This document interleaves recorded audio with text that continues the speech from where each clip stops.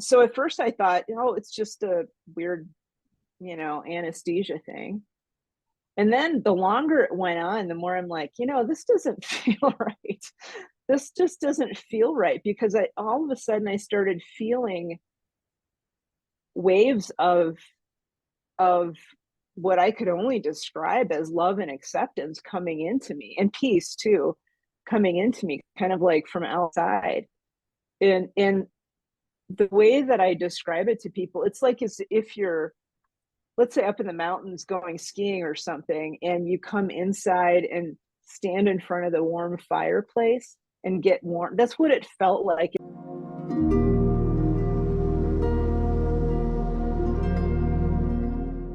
Today, I'd like to welcome to the show a very special guest, Nancy Rynes. Nancy, welcome to the show today. It's such an honor to have you here. Thank you so much, Christina. I'm so glad to be here with you today. Yes, I've seen you in many places. I've seen you on several podcasts, and I've also seen you on the Netflix series Surviving Death. So I am thrilled that you're here today to spend this time with me. So honored. And I would like to just start by diving right in and talking about the day that you died. Well, first I have to preface it with what led up to me actually dying, because otherwise people won't have that context. But so the whole event happened in very early 2014. So it's been almost 10 years. My 10-year anniversary is coming up pretty soon.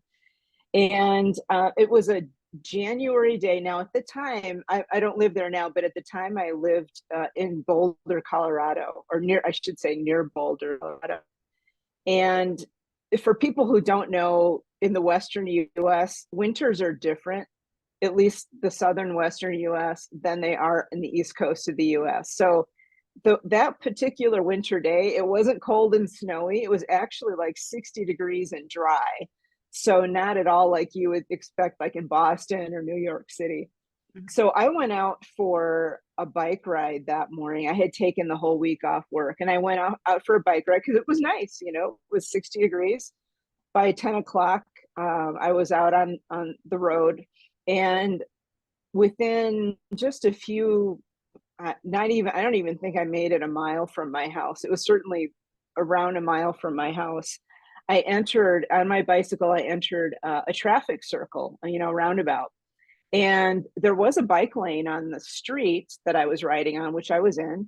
And there was a bike lane on the other side of the roundabout, but it disappeared in the roundabout. So I had to kind of just take the whole lane for, going around the circle to go to where I was going to go. And that's pretty normal. I was used to that. I've been, a bike rider for a very long time. So this was nothing unusual for me. But so I got into the circle, and I noticed immediately that there were a couple of cars coming in from my right. So they were coming in from another road near me they were going to enter the traffic circle. And the way that this particular circle worked is that you were to stop when you came up to the circle and then proceed when you could. So I was already in, and then there was a vehicle behind me who had entered behind me. So he was a respectable distance behind me. And then these two other vehicles coming in from my right-hand side. And I thought that they were going to stop, those two coming into the circle on the intersection. But at the very last moment, like when I was kind of inching my way up to where they came in, being very cautious. And I noticed, like in a split second, that lead vehicle, instead of stopping, she accelerated. And she was driving a very large sport utility vehicle, basically the size of a pickup truck. So a very large vehicle, and apparently didn't see me, and hit me like on my right-hand side. But I was hoping that I could push off and kind of move away from her. So I tried to push off. I could not push off from her vehicle. It was a really tough situation with the guy behind me and this other traffic coming in. So I ended up Like the only part of everything I'm going to talk about, there's like a split second that I do not remember. Everything else I have distinct clarity on. The one split second I do not remember is flipping up onto the top of her vehicle. I somehow did some kind of a flip and landed on the hood of her vehicle, looking in like directly at her, like I would be looking at you right now. And I could see her. Now she had her phone up on the steering wheel. So instead of paying attention, she was actually texting. She was driving. And I could tell she had she didn't even see me staring like right back at her, a foot from her face. So she didn't see me and she just kept driving. And that was the part, if it would have stopped there, I would have been mostly okay. Yeah. But she kept going and I couldn't hang on anymore just because of the trajectory and her turning and all that. So I ended up slipping down the front of her vehicle and I knew this wasn't good. You know, there was a split second where it felt kind of like one of those cartoon characters from a long time ago where, you know, trying to hang on to the cliff as you're going over. And that's really what it felt like. I was trying to hang on and I couldn't. So I hit the pavement and I could hear, you know, it's hard. It's even hard for me to think about now, but I could hear bones breaking at that point, and I knew it wasn't good. And so I hit with my left side. My helmet hit the pavement. Luckily, I had a helmet on, and then my shoulder and hip hit the pavement. And she just kept driving right over the top of me. And at that point, I really got scared. Now, when people say you're in an accident and it's as if time stands still or time kind of slows down, it's absolutely true. Those moments felt like a year for me because of the way that I was perceiving time. And I had plenty of time to think about all this stuff. I mean, I was analyzing the situation moment to moment.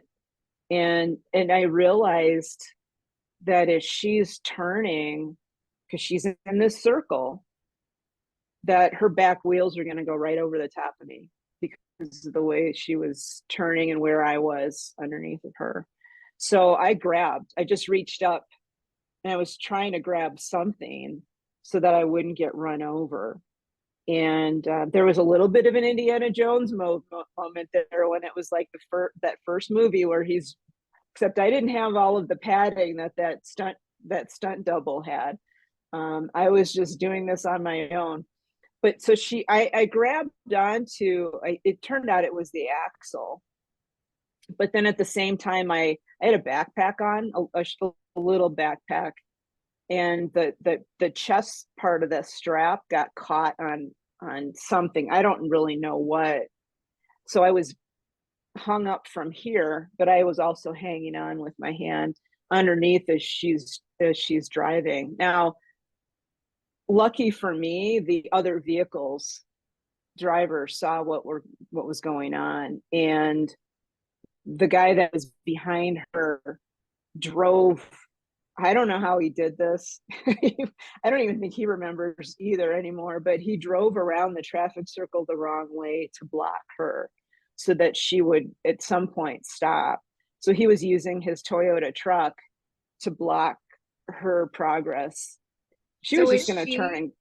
Yeah, was she still oblivious at this point because she had been texting? So she had no knowledge of what was happening. Not a clue. Wow. Not a clue. In fact, she didn't even know she hit anybody until they stopped her. She got out and saw me. Wow. So, you know, she was that oblivious to what was going on.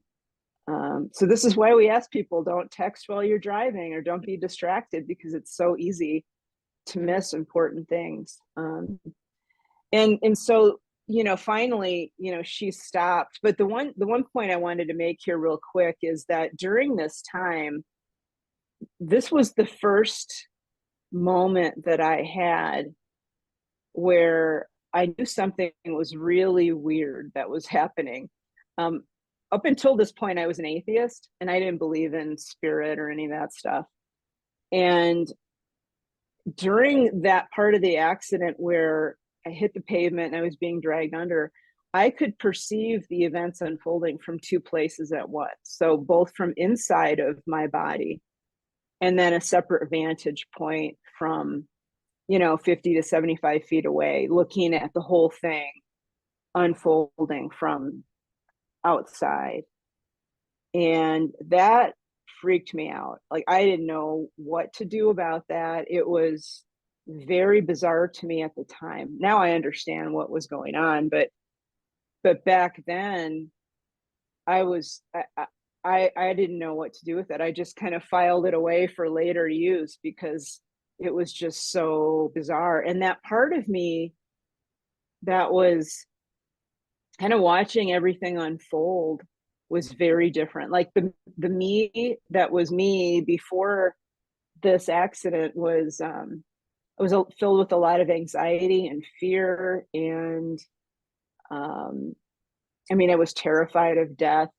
I was basically afraid of living, if you understand what I mean. I was just so afraid all the time that I wasn't really living a life. And that was the me underneath the vehicle. But the me that was outside of the vehicle was like, sort of, I call it like the Buddhist me. I was very calm, and just watching everything with a very unattached perspective, a caring perspective, but also a higher, broader perspective, and knowing that everything was going to be okay.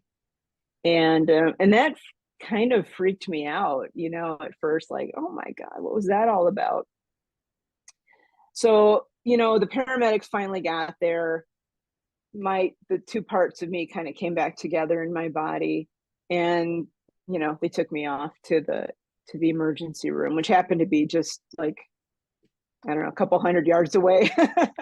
It was very convenient where I got hit. Sounds very convenient. It was also very convenient that the guy that was behind me in the traffic circle was a trauma physician who was on his way to work at the hospital that they took me to. Yeah. So he saw the accident and he kept coming, because he was my physician while I was there in the ER. And he kept coming in and he said, I can't believe that you survived that. Like, I saw the whole thing. I just can't believe that you survived that. It was just, that was the part that freaked him out. Like, people just don't survive those kinds of accidents. But I was really busted up. No question about it. It wasn't like I just got up and walked away. My back was pretty badly broken in many places. And like I tell people, they counted at least 24 different broken bones. And all those bones were broken in multiple places. It wasn't like a clean little fracture. It was, my spinal column was basically a mess. And almost all of the bones were affected in some way, including in my neck. But I had, the biggest problem was my lower back. I had basically shattered one vertebrae in my lower back. And there wasn't anything really there. It was just a tiny bit. I think it was like 25% was left. So it wasn't much. The rest of it was just in pieces. And, like a broken or a cracked pelvis, a cracked sternum, 5 broken ribs, internal injuries, a head injury, all kinds of stuff. And so they actually didn't expect me to live through the weekend. So this happened on a Friday. They didn't expect me to make it till Monday. Oh, wow. Just, I found that out later. They didn't tell me that at the time. They don't want to lead with that, which I understand. But I found out later that they really didn't expect me to make it through the weekend. They told my family to expect to put together a funeral. That's what they told them. But nobody said that to me. And they knew that I was going to need to go into surgery. They scheduled it for Monday. So they wanted to see if I was going to make it through the weekend. and, you know, give my body a little time to just stabilize a bit before they took me in. And that was to fix my back. And they were going to put in titanium rods on either side of my spine to just, you know, stabilize everything while it healed. And so, you know, they brought me in on Monday, and they gave me the anesthetic, and I flatlined at that point. There was some reaction that I had to the anesthesia. I stopped breathing, you know, my heart stopped, blood pressure tanked, obviously. And I didn't know that at the time, because what I experienced was instead of drifting off to, like, if you've ever, anybody who's had surgery knows that it seems like you just drift off into like a gray fog, you know, and it's just this wall of fog, really. And instead of that, for me, I woke up. I actually thought I was awake. But I immediately knew something was different because I was standing up. And I couldn't stand up before then because of my back was just everything was broken. So, yeah. Yeah, everything. And I didn't feel any pain, you know, I didn't feel a lick of pain. I knew that my body was broken. And so the fact that I was standing up without pain was like, yeah, what's going on here? Now, when you were standing up, were you standing up in the operating room, or was it a different location? No. Yeah, I was standing up, and to me, it looked like I was on a hillside, like a big, beautiful open meadow out in the boonies somewhere out in the countryside. And it was all clear and open. There were trees kind of off in the distance. And then the way that I was looking, like, so if I was looking this way, there was what looked like hills or mountain ranges kind of off in the distance, you know.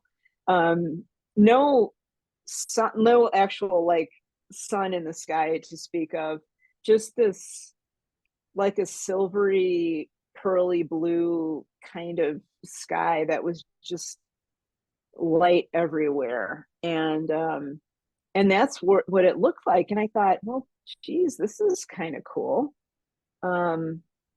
I figured it, you know, I honestly at first just thought it was the anesthesia and didn't really think anything of it. I just thought, well, you know, this is kind of a cool place to spend surgery. I can do this. This isn't bad. And I knew I was in surgery. So I like my thought processes were still there. And that's the one thing that really got the attention of a couple of physicians who research NDEs later on, not during this, but I spoke with Dr. Sam Parnia from, I can't remember where he is right now, if he's in New York University, but that was the one thing that he really focused on with telling my story to other people, was that with anesthesia, you shouldn't be able to do that. Your brain is not functioning enough for your analytical thought process to be happening. Yeah.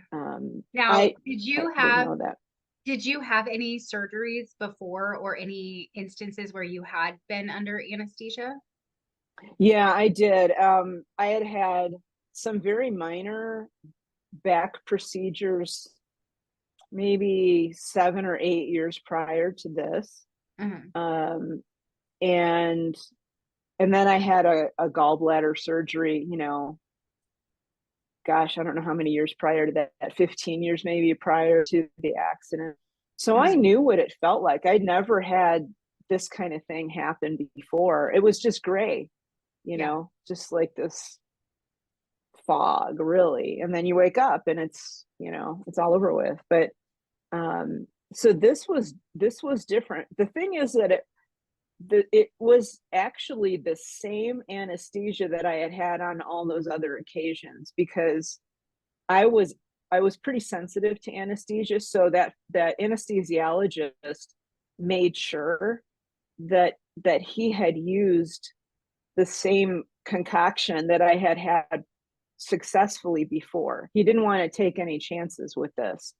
So they actually got my records from those other institutions and figured out what I had been given so that he could mirror that as much as possible, because he didn't want me to be ill on top of everything else. So that's what was really also kind of interesting to me, is that I'd had this before. I'd had this anesthesia before, never had this happen. And so at first I thought, it's just a weird, anesthesia thing. And then the longer it went on, the more I'm like, this doesn't feel right. This just doesn't feel right, because all of a sudden I started feeling waves of what I could only describe as love and acceptance coming into me, and peace too, coming into me, kind of like from outside. And the way that I describe it to people, it's like as if you're, let's say, up in the mountains going skiing or something, and you come inside and stand in front of the warm fireplace and get warm. That's what it felt like. It felt like that heat that you get when you come in front of and stand in front of a warm fireplace. But it was from all around me, and I knew it was just love and acceptance, because it sort of felt like I was being hugged, like this, but on a really grand scale. And I thought, well, this is pretty fun. But that's when I began to start thinking, what's really going on here? Because this isn't just anesthesia. And that's when I began to think, well, I'm in surgery. I wonder if I died. And I really, truly thought that's what I was thinking. Like, I wonder if I died in surgery. And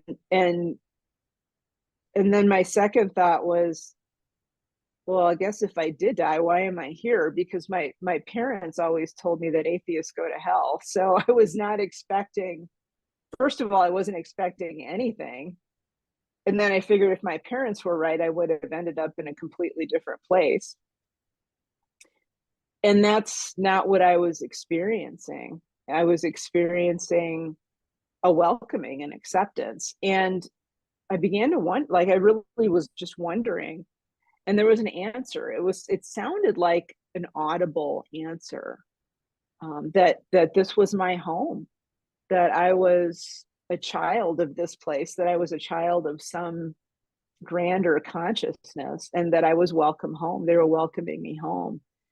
And when I heard that, I immediately remembered everything.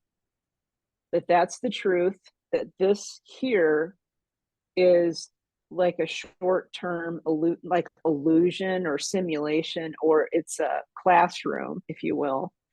But that we're sitting in right now is not our ultimate home for our soul energy, that this is temporary, and that wherever I was kind of like the beginning of where we all belong at a soul level. Not the physical belongs to here, but the soul level belongs to that realm, if you will. And it was at that point that's sort of when my learning began.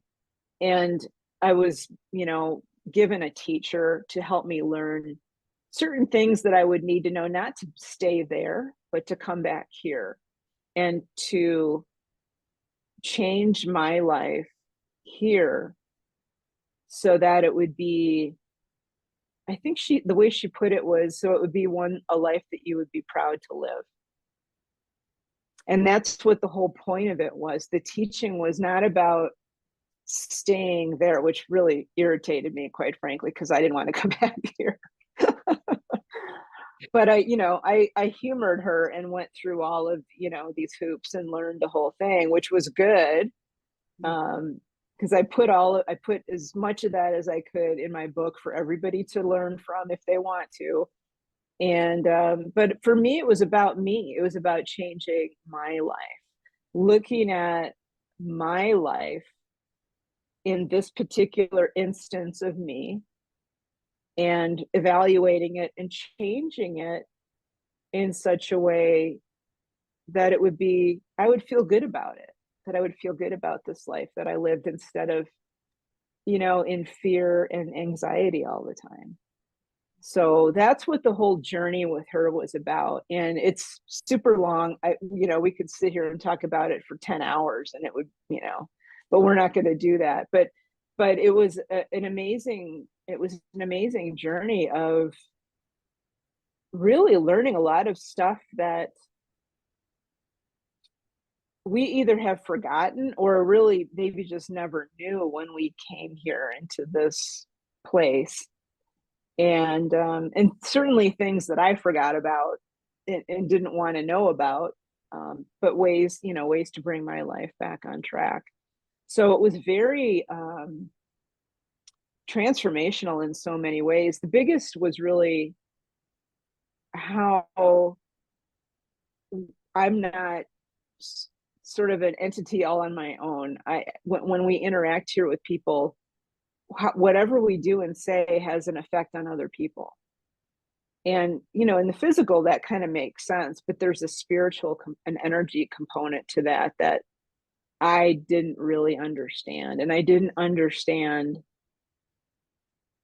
consciously really the power of an interaction with someone, how you can use a time with someone to either really build them up or completely shatter them. And it doesn't take much. And that was the most powerful learning for me out of the whole, it felt like I was there 3 months, but that moment was really that was the big aha, oh, wow, now I'm seeing how important it is to really watch what you do and say and even think, but how it affects not just other people, but the world around you too. So I think that's a good place to stop for the experience part. Yeah, I have a lot of questions. Yeah, go ahead. Yeah, I am curious though. You said it felt like 3 months. How long were you actually flatlined, or what was the experience like? I've heard some people are slammed back into their bodies and others are not. What was that part like for you? Okay. Yeah, so the amount of time, even my doctor, who I talked to him later about it, he said it's hard to tell because he's very quietly didn't want a lot of people to know, but he's seen a lot of NDEs, and they don't talk about it publicly often. But he did to me, because I came to him and said, what's up with this? And he said, well, it was either those two. I was actually in medical distress for about just under 2 minutes. So he said it was either just those 2 minutes, but he suspects it was the whole 2 hours of surgery. So it was either one of the two. He suspects it was the whole 2, just based on his own experience with other people, because he's of the opinion, and I understand where he's coming from, that when you like that, those 2 minutes that I was literally in medical distress, my soul was gone and it didn't come back until I was revived in the recovery room.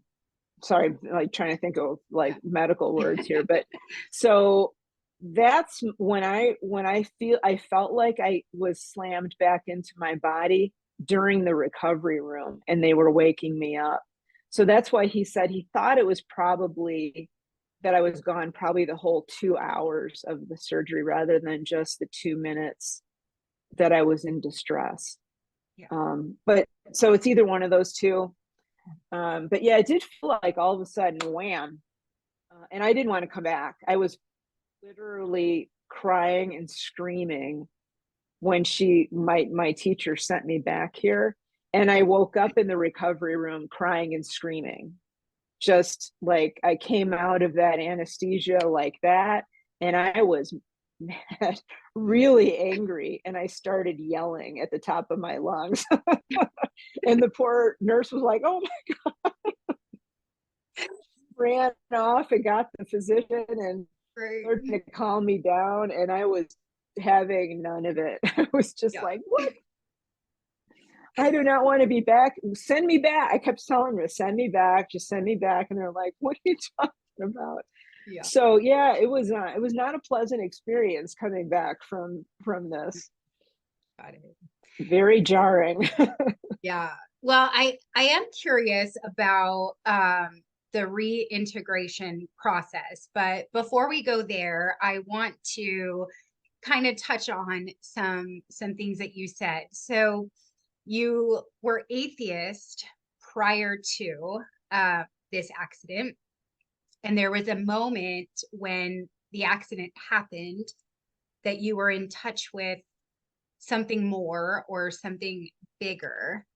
Now, when you were being like hugged with the love and the peace, and when you were being shown the truth, was that shocking to you, or was it more like a remembering of something that you already knew? I'm curious about that, if you would share about that a little bit. Yeah, I think the only shock was before that moment when I was starting to think about, possibly being dead on the operating table. But the when I started to feel that love energy or the hugging energy, that acceptance and that almost forgiveness, really, and peace, that was really more of a remembering. It was like, oh yeah, that's what this was all about. I forgot about, you forget about that stuff when you come here. And it's normal. It's totally normal. Everybody goes through that forgetting, but it was the remembering of it. And it was not really a shocking remembering, but it was a huge remembering. It was like all of a sudden, woof, that whole, the cloud was, torn from my eyes, and I remembered the whole thing. And I remembered, planning coming in here. Even I remembered that. And that's, when I resaw that in my own vision and remembered that, it was like, oh, that's right, yeah, I did plan a lot of this stuff out. Or at least it's not like people get the wrong impression with that plan part. It isn't that you have a lack of choice when you're here. Typically, when you're planning on coming here, you plan it with your, let's say, your spiritual teachers, or even the divine presence, whatever you personally call the higher power.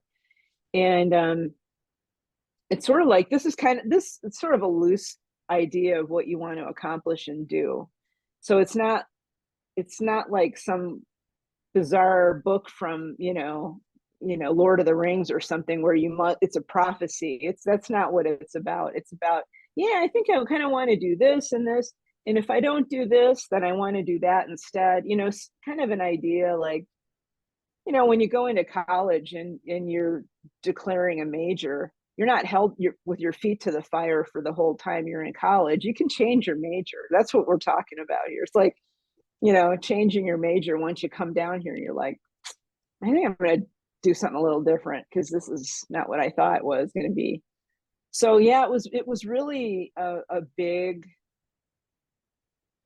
remembering of a very expansive remembering, like instead of our lives being like this, they're the size of the universe almost. And that was startling, just to have that all of a sudden be my reality instead of just my little life. And I'm still in that state. I still live from that state every day, like this expanded level of almost consciousness. Yeah, very different. Yeah. Yeah. So almost 10 years ago, I have interviewed several people who had near-death experiences 20, 30, 40 years ago. And they say that they're still integrating. And some of them have said that it took a while actually for them to even remember their near-death experience. So I'm curious, I know you didn't want to come back. You came out of recovery crying and like just not happy about it. What was it like to reintegrate back into this earth, time, space reality? Yeah, that was challenging. I think, I was blessed. At first, I didn't feel I was blessed, but I was really blessed with remembering everything all the way through the accident, all the way through the NDE. There was no question in my mind what had happened because I remembered all of it.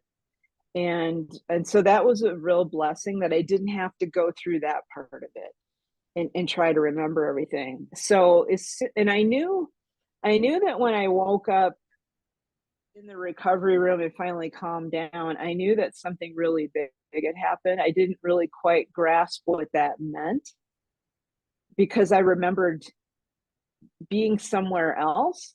But by that point, nobody told me that I had died.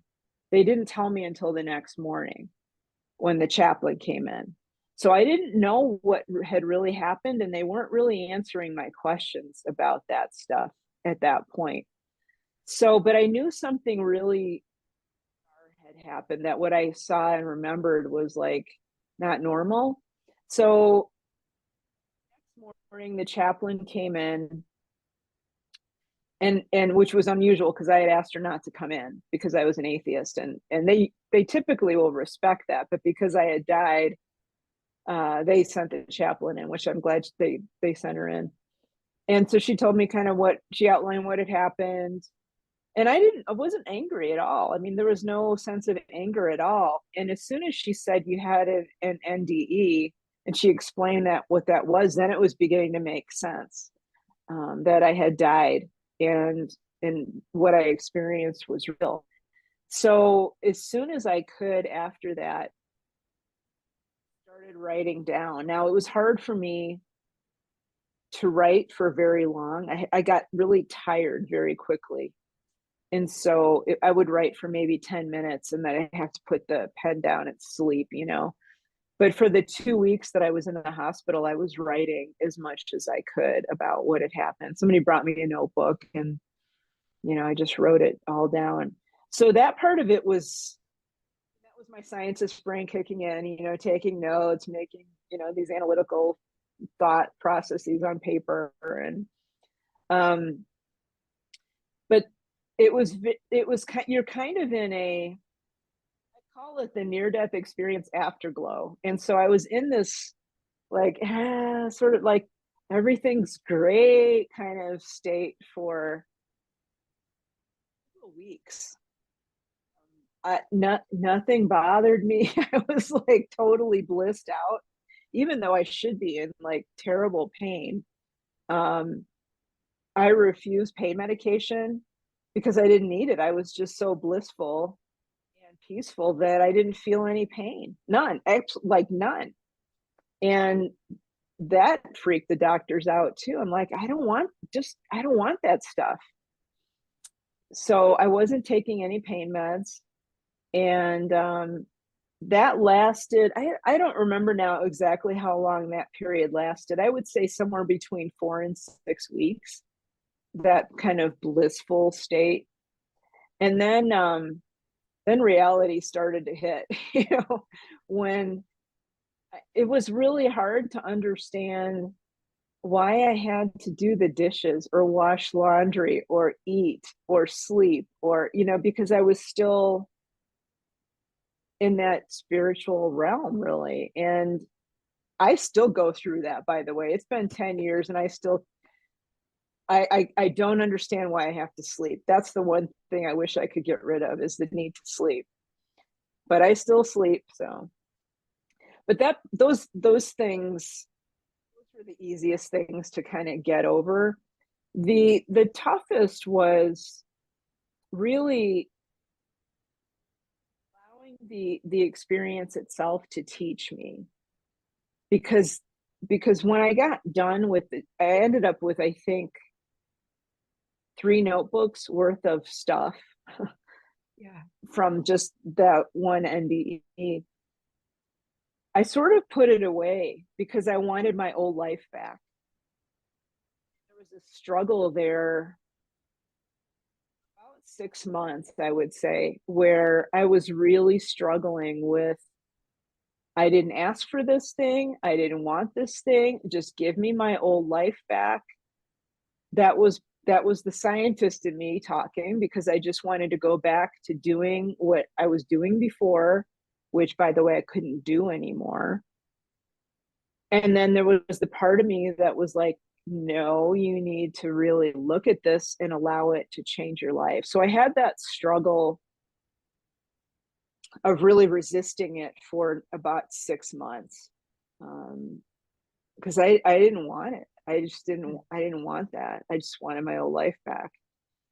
And finally, some of my friends got me to type up some of my notes just briefly and put them on the internet. I'm like, oh my God, there's no going back from this. If I put it out there, it's like out there forever. And I just like, I didn't want to do it. And then I realized I had to do it. I had to do that for me. Finally, the reality of what had happened won out. And I realized that following these guidelines would save me, because I was on a really, not a bad path, but I was on an unhappy path in my life. And staying on that path would just lead to more and more unhappiness. So I thought, well, okay, I'm going to do this. I may never have a job in the sciences ever again, but I'm going to do this thing. And so I started blogging about it. Still out there, by the way. People can still read those first few notes that I put out there. They're kind of painful for me to read, but I just left them. Because it's authentically what I was going through at the time.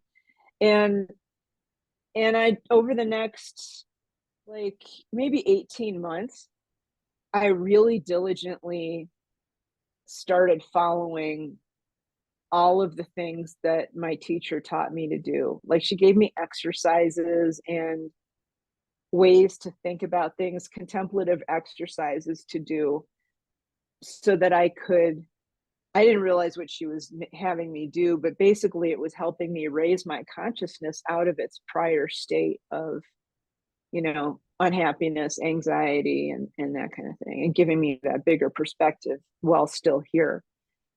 So I diligently followed as much of that as I could do. Basically, I was reading my own book before I actually wrote the book, testing it out to make sure it was going to work. And for me, the big epiphany was about almost 2 years after, somewhere between 18 months and 2 years after the NDE. I had an experience where I knew something was still not right. I was still carrying something with me that I wanted to let go of. I didn't quite know what it was until one day I was driving along the mountains in Colorado, and it hit me. I was still mad as hell that God sent me back here. And I was really still carrying that anger.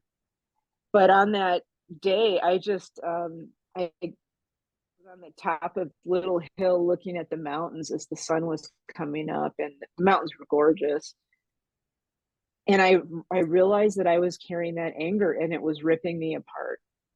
I immediately knew that was causing a lot of problems. And I just asked for help releasing it, just aloud. And I could feel it, this wave of stuff kind of coming off of me. And I just started bawling my eyes out, just letting it go. And I was like pulled off along the side of the road, sobbing my eyes out, because I was finally releasing the last of that anger. So I think for me, at least as far as kind of like, I'm one of those people who really don't like the term integration, because it is a process that happens for the entire length of your life. You're always, as long as you allow it, any kind of experience like this, you're always allowing it to give you a little bit more information to help you learn stuff even today. You know, I still go back to that today.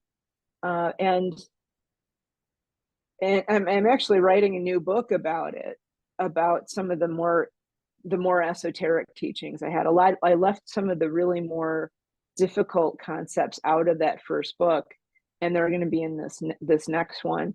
You know, things like the nature of time and space and reality. Those things I was having a hard time wrapping my brain around 10 years ago.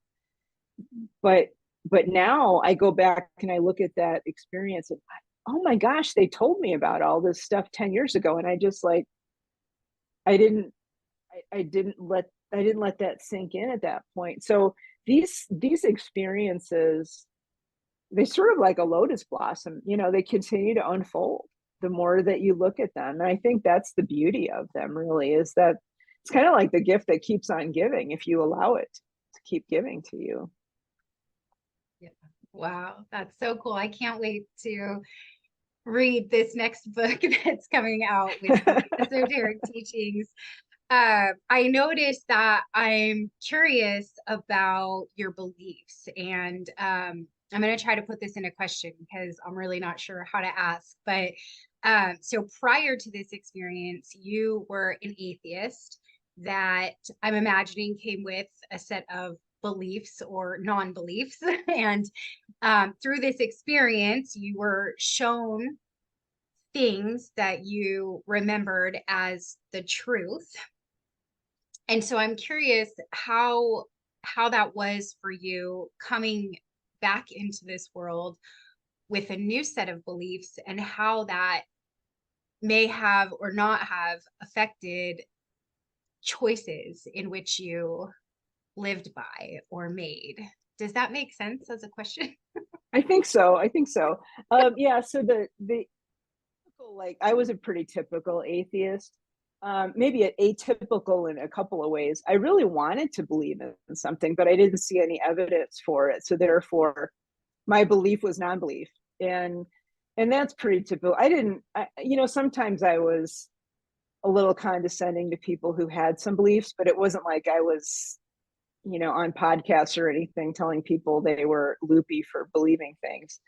It was just more of a quiet atheism that I had. And so after that, I think it's less about, for me now, following a particular religious viewpoint. And it's really about understanding, and it's a continual evolution of understanding, by the way. The first understanding was we are not just our bodies. That was the first big one, that we are much more than that, that we have some part of our consciousness is eternal. There's an eternal essence that we all have, and that is independent of this physical body and the physical world. However, it exists within it for, you know, the period of our lifetime for whatever purpose, and that's different for each person. And that there is really a form of a higher power. I'm not going to put a term on that because everybody has a different term. I have my own terms that I use. I usually use higher power or spirit or a creator. But I do have awareness of that, and also that in that energetic realm of this, you know, spiritual plane of existence or heaven or whatever you want to call it, the people that we have known here and who have their physical bodies have died, their souls are still existing over there, and that's home for them. And so, you know, we're welcomed back into that place when we leave here. So that's, as far as like particular religious viewpoint, we've had so many beautiful religious teachers over the last several millennia that, you know, I love a lot of those messages, because there's the truth. The truth is love, kindness, compassion. And that's the basic truth for everybody of what we're being asked to achieve for ourselves here, but also for, giving that to the world as well. And so that's kind of what I go after as far as how I live my life, is that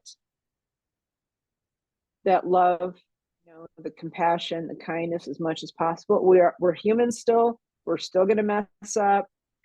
And that love and compassion and kindness also extends back to me for the mistakes that I make. What it has done, I think, the first thing overall is that, as you could perhaps imagine, I don't fear death of the physical body anymore, which that's the most amazing thing. When you release that, your whole life opens up. It's not like you're going to go off and be a daredevil. Some people maybe do, but it's like that weight has lifted off your shoulders and you're not afraid to do certain things anymore like you might have been before. So that's the first thing, is really not fearing that transition, because I've been with, people since in the last 10 years during their own transition process. And for me, that's kind of like a sacred honor that I'm able to be there during that transition. But all of the stuff that I've seen in people leading up to their transition, it reinforces what I experienced, because I get to see some of that too. When, a terminally ill person starts to talk up to the corner of the room, and you look up there and you can kind of see somebody that died 10 years prior, because I've known that was a person who was a friend of mine, and I knew the guy up in the corner. I'm like, oh my gosh, I know who you are, because I recognized him. Mm. So for me, that loss of the fear of death and allowing that to let me live really and make decisions based on something other than fear. So many, when we're in that state of, and most people are here where they're afraid of death, even if they don't vocalize that, a lot of people are still afraid of that. It really clouds decision making, because you're making decisions based on fear, not love. Or at least you're making major decisions based on fear and not love. I made decisions early on in my life because I was afraid of what my parents would say, that my parents wouldn't approve, that, instructors in college wouldn't approve, whatever. I was so afraid of what other people thought, because I didn't want to be ostracized, which goes back to the fear of death. So when you release that, it's like, I can make a decision based on love or kindness or something else that's positive, rather than being afraid. So that's really been the biggest help for me in my decision making, is just releasing that fear. Yeah. Wow, thank you. That's so powerful. When I first got in recovery for my eating disorder, and as I was getting into recovery for my alcohol and drug addiction, I learned that we have two core fears, and it's either the fear of not being loved or the fear of death. And learning that all of our fears could drill down to one of those two was just, it opened a world of life, like you said, for me. So thank you so much for that. I know we've been talking for a while, and I do have a couple of questions that I ask all my guests. Okay. But before we go there, I just want to know if there's anything else that you would like to express today about your experience, or something that you learned, or just anything that's alive in the moment. Well, I think it's really just, for people just to remember the core nature of yourself is expansive love and compassion. That's really you at your core. Everybody, not just, if you've had an experience, but everybody is that expansive, eternal, conscious being of love and light at their core.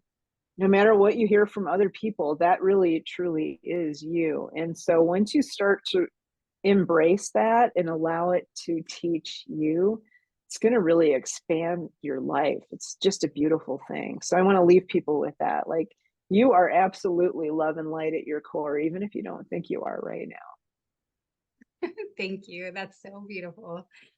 The three questions, well, the first question that I ask all my guests is, and I know you've kind of already alluded to this, but the first question is, how would you define God or source or higher power or creator? Yeah, it's really tough. My experience with source or a creator, at least so far, has been a non-physical, expansive, all encompassing consciousness. So I sometimes will call it universal consciousness. However, I really truly think that consciousness can take form if needed for certain people. But my experience with it is really an unimaginably loving, accepting core of consciousness. Yeah. Thank you. The next question is, what would you say is the purpose of life? Well, I get that all the time.